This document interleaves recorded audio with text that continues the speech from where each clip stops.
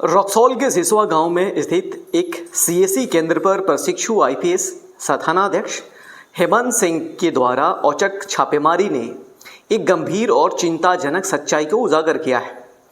छापेमारी के दौरान बड़ी संख्या में फर्जी आधार कार्ड, जन्म प्रमाण पत्र, निवास प्रमाण पत्र और पदाधिकारियों के नकली स्टाम्प बरामद हुई है। ये केवल कानून व्यवस्था के लिए चुनौती नहीं बल्कि प्रशासनिक तंत्र की कमजोरियों को भी दर्शाता है।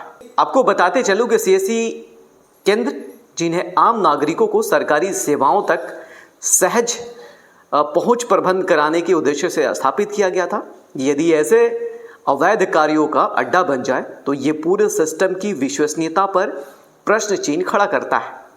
फर्जी दस्तावेजों का उपयोग केवल व्यक्तिगत लाभ तक सीमित नहीं रहता बल्कि ये राष्ट्रीय सुरक्षा, सरकारी योजनाओं की पारदर्शिता, न्यायिक प्रक्रिया तक को भी प्रभावित करता है। प्रशासन द्वारा संबंधित कर्मी की गिरफ्तारी निश्चित रूप से एक सकारात्मक कदम है। ये कार्रवाई ये संदेश देती है कि कानून के साथ खिलवाड़ करने वालों को बख्शा नहीं जाएगा। हालांकि ये भी उतना ही महत्वपूर्ण है कि पूरे नेटवर्क की गहराई से जांच हो। क्या इसमें और लोग शामिल हैं? क्या ये एक संगठित गिरोह का हिस्सा है? और सबसे महत्वपूर्ण, ऐसे घटनाओं को रोकने के लिए अस्थायी उपाय क्या होंगे? डिजिटल युग में जहां हर नागरिक की पहचान और अधिकार दस्तावेजों से जुड़े हैं, वहां उनकी सुरक्षा, प्रामाणिकता सुनिश्चित करना सर्वोच्च प्राथमिकता होनी चाहिए। सरकार को चाहिए कि सीएससी केंद्र को नियमित निगरानी, सख्त सत्यापन प्रक्रिया और तकनीकी सुधारों के माध्यम से ऐसे मामलों पर अंकुश लगाएं।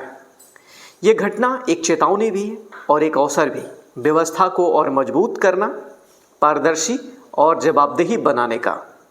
यदि समय रहते ठोस कदम उठाए गए तो न केवल ऐसे अपराधों पर रोक लगेगी बल्कि जनता का विश्वास भी पुनः स्थापित होगा। तो जरा सोचिए कि पूर्वी चंपारण में किस तरीके से सीएससी सेंटर के आड़ में फर्जी प्रमाण पत्र प्राप्त होना, ये बड़ा गंभीर सवाल है।